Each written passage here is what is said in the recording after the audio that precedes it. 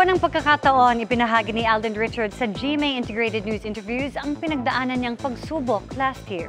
Ang kanyang kwento at kung paano niya ito nalagpasan sa chika ni Nelson Canlas. Kung meron pang mas mababa sa rock bottom, I was there.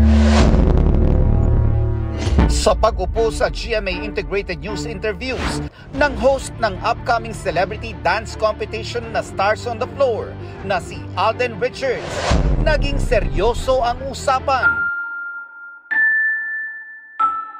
Naging open si Alden sa kanyang pinagdaanan noong 2024 na wala raw halos nakakaalam. Mas pinatindi pa raw ito ng pagpanaw ng kanyang lolo nito lang Enero. I think last year was my lowest year. Rock bottom, it took me 6 months to get over that. That was, hindi naman siya clinically diagnosed, but that was depression at its finest. That was depression. Ang galing nga, hindi lang halata eh. But you know why before kasi hindi ko siya kayang pag-usapan. Kasi hirap ako eh. Ayokong magpakita ng weakness.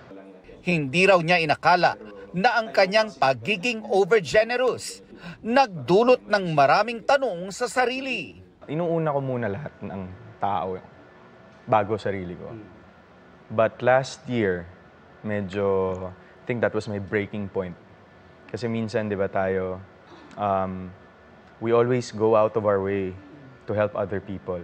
Tulong, tulong, tulong, bigay, bigay, bigay. Ang nangyari sa akin, paglingon ko dun sa timba ko, wala na palang natira sa akin. And then that broke me to 1,000,000 pieces.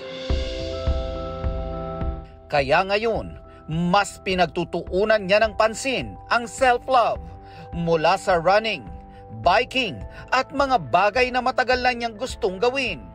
Ika nga ni Alden, I owe it to myself.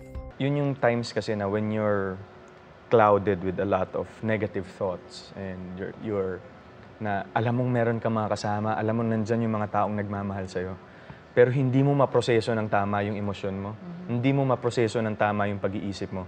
It's very hard to be present, na kahit nandito ka, wala ka dito. Nang matanong tungkol sa love life, ang sabi ng Asia's multimedia star, he doesn't want to be defined sa ganitong usapin.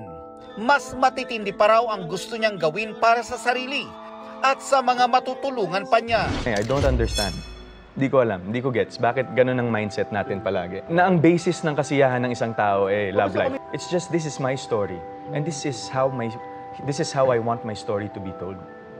Not based on the presumption of other people. I'm so done with that. I've been here long enough. I know I've done so much for the industry and I would like to do more for the industry right now. Nelson Canlas, updated sa Showbiz Happenings.